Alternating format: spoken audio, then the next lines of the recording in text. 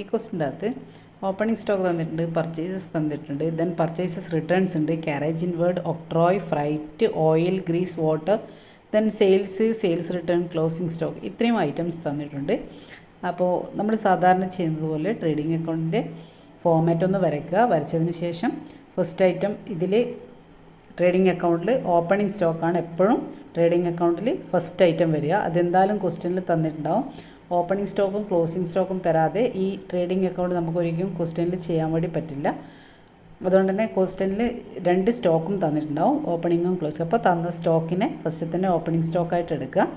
Then next അതിൻ്റെ തൊട്ട് താഴെയായിട്ട് എപ്പോഴും ഓപ്പണിംഗ് സ്റ്റോക്കിൻ്റെ അടുത്തായിട്ട് എപ്പോഴും പർച്ചേസ് തന്നെ കൊടുക്കുക. പർച്ചേസിൻ്റെ അകത്ത് ക്വസ്റ്റ്യനിൽ ഇപ്പോൾ പർച്ചേസ് റിട്ടേൺസ് മിക്കപ്പോഴും തന്നിട്ടുണ്ടാവും. അങ്ങനെയാണെങ്കിൽ പർച്ചേസിൽ നിന്നും പർച്ചേസ് റിട്ടേൺ ലെസ് ചെയ്തതിന് ശേഷം എമൗണ്ട് ഔട്ടർ കോളത്തിലേക്ക് കൊടുക്കുക. അപ്പോൾ പർച്ചേസിൽ നിന്നും അതിൻ്റെ റിട്ടേൺസ് ഇന്നർ കോളത്തിൽ തന്നെ താഴെ എഴുതി മൈനസ് ചെയ്ത് അപ്പുറത്തേക്ക് ഔട്ടർ കോളത്തിലേക്ക് കൊടുക്കുക.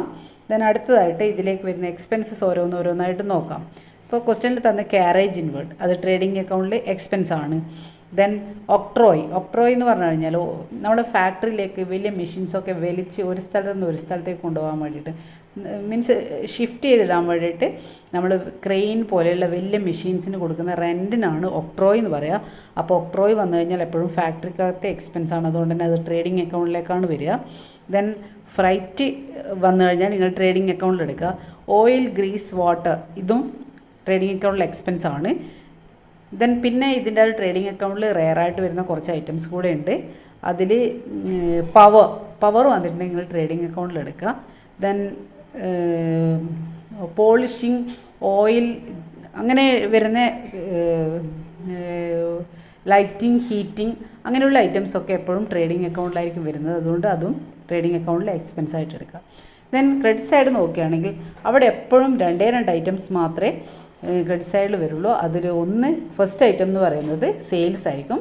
സെയിൽസ് ക്വസ്റ്റ്യനിൽ റിട്ടേൺസ് തരികയാണെങ്കിൽ ഇന്നർ കോളത്തിൽ എഴുതി സെയിൽസിൽ നിന്നും സെയിൽസിൻ്റെ റിട്ടേൺസ് അതിൻ്റെ തൊട്ട് താഴെ എഴുതിയതിന് ശേഷം സെയിൽസിൽ നിന്നും സെയിൽസിൻ്റെ റിട്ടേൺസ് ലെസ് ചെയ്തതിന് ശേഷം ഓർഡർ കോളത്തിലേക്ക് എമൗണ്ട് കാണിക്കുക. ദെൻ സെക്കൻഡ് ഐറ്റം എന്ന് പറയുന്നത് ക്ലോസിംഗ് സ്റ്റോക്ക് ആയിരിക്കും. ഇത്രയും ചെയ്തതിന് ശേഷം 2 സൈഡും എമൗണ്ട് കോളം 2 സൈഡും ആഡ് ചെയ്ത് നോക്കുക. ആഡ് ചെയ്യുമ്പോൾ മിക്കപ്പോഴും നിങ്ങൾക്ക് ക്രെഡിറ്റ് സൈഡിലായിരിക്കും എമൗണ്ട് കൂടുതലായിട്ട് വരുന്നത്. അപ്പോൾ ആ എമൗണ്ട് തന്നെ എടുത്ത് ഡെബിറ്റ് സൈഡിലേക്കും കൊടുത്തതിന് ശേഷം മേലെയുള്ള ഐറ്റംസ് ഒന്ന് ആഡ് ചെയ്ത് നോക്കുക. മുകളിൽ തന്നിട്ടുള്ളത് ആഡ് ചെയ്യുമ്പോൾ നമുക്ക് 58,300 ആയിരിക്കും കിട്ടുന്നത്. അപ്പോൾ ആ 58,300 2 ലാഖിൽ നിന്ന്, അതായത് ടോട്ടൽ